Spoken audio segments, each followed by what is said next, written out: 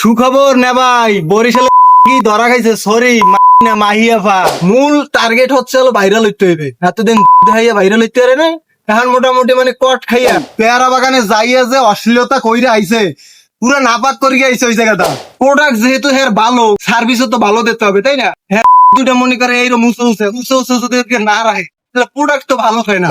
গতকালকে রাত 2টার সময় মানে মধ্যরাইতে আমাদের বরিশালের বিশিষ্ট একজন থতমা খুবই মানে দুর্দর্শন একটা ঘটনা ঘটাই ফেলাইছে। সেটা হয়েছে হলো আবাসিক হোটেলে দইরা মানে কট খাইছে পুরুষ বন্ধু না। পরবর্তীতে আরো ঘটনা আছে, সম্পূর্ণ ভিডিও একটু দেখতে থাকেন। সম্পূর্ণ ভিডিও যদি দেখেন বিনোদন ছাড়া কোনো অভাব হবে না। আর যদি আপনি মজা না পান আজকের এমবি ফেরত দেবই। যাই হোক, ঘটনায় আসি। আমার উপরে যে থতমাম দেখতে আছেন সবাই জানেন, পেয়ারা বাগানে যাইয়া যে অশ্লীলতা কইরে আইছে, পুরো নাপাক করিয়া আইছে ওই জায়গাটা। পেয়ারা বাগানে যে নাপাক করে আইসা সে জায়গাতে যাইয়ে দুইজন কন্টেন্ট ক্রিয়েটর মনে করেন মামলাও খাইছে। ওই মাহিয়াফা যদি নাপাক না করতো এনে হেলে মোটামুটি ওরা মামলা খাইতো না, আমার বিচার এইটা কই। যাই হোক, আমি আসি আমার ঘটনায়। গতকালকে মধ্যরাতে বরিশালের দুত্তমারি হইয়া যায় খালি মাহিয়াফা, মাহি খুবই বিস্তৃষ্ট একজন টিকটকার। সে মোটামুটি ভাইরাল কেমনে, আবাসিক হোটেলে দিয়ে কট খাইছে। সে মনে করেন আবাসিক হোটেলে কট খাইছে মোটামুটি। আগে হ্যার বিষয়ে একটু কথা বলি। যেহেতু সে প্রোডাক্ট যেহেতু হ্যার ভালো, সার্ভিসও তো ভালো দিতে হবে, তাই না? যেহেতু প্রোডাক্ট ভালো, হ্যাঁ মনে করে এইরকম উঁচু যদি না রাখে, প্রোডাক্ট তো ভালো হয় না। প্রোডাক্ট যেহেতু ভালো, সার্ভিসও ভালো দেয়।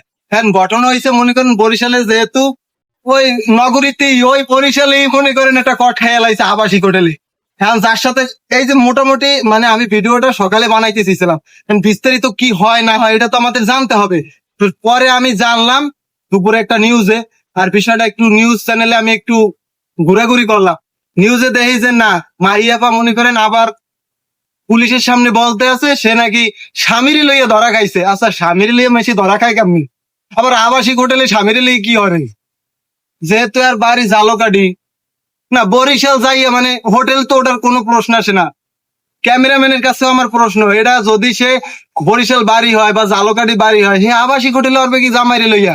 ওই কট মট খাইছে, এটা সত্যি কথা। কট যেহেতু খাইছে তরতেই হইবে কট খাইছে, কিন্তু ওইটা স্বামী না। ওটা এখন তো বাঁচাইতে হবে, পিঠ তো বাঁচাইতেই হইবে, সম্মান তো বাঁচাইতেই হইবে। ওইটা স্বামী না, এটা মনে করেন একজন কাস্টমার সার্ভিস দিতে গেছে। যেহেতু প্রোডাক্ট ভালো সার্ভিস দিতে গেছে, ওইখানটা আর কি পুলিশের হাতে মানে ওই যে মাঝে মাঝে কিন্তু রেট দেয়, আবাসিক হোটেলে কিন্তু রেট দেয়। ভাই ওর ভালো না কি ইডির সাথে এখন পাঁচরাইতে হয় কাপড়টারে লইয়া জ্ঞান গেছে একটু ভাই সার্ভিস দিতে, হ্যাঁ পুলিশের হাতে কয়।